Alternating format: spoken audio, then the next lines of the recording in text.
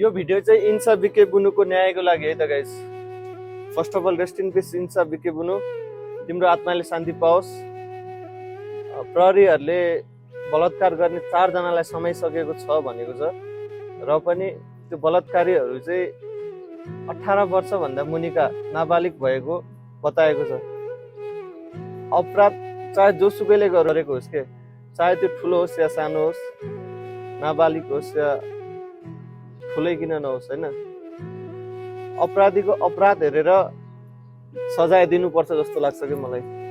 किनभने त्यसरी नाबालिका भनेर 18 वर्षको मुनिको फुच्चेहरूलाई छोड्यो भने के सन्देश जान्छ?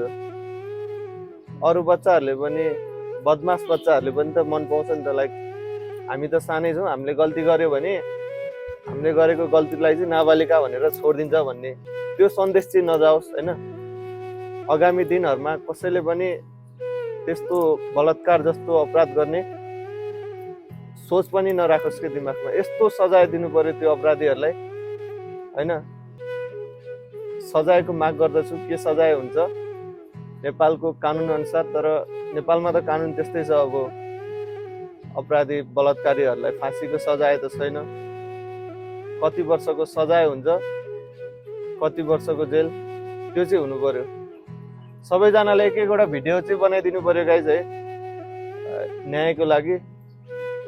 त्यही हो, यदि भिडियो बनाउन सक्नुहुन्न भने प्लिज यो भिडियोलाई सक्दो सेयर गरेर न्याय माग्दिनु होला। तपाईँको बुनु तपाईँको छोरीहरू जस्तै हो, ऊ पनि होइन, कसैको एउटा छोरी हो, कसैको बाउआमाको एउटा एक्लो आश थियो होला। धन्यवाद। भिडियोलाई सक्दो सेयर गरेर न्यायको लागि सपोर्ट गरिदिनु होला।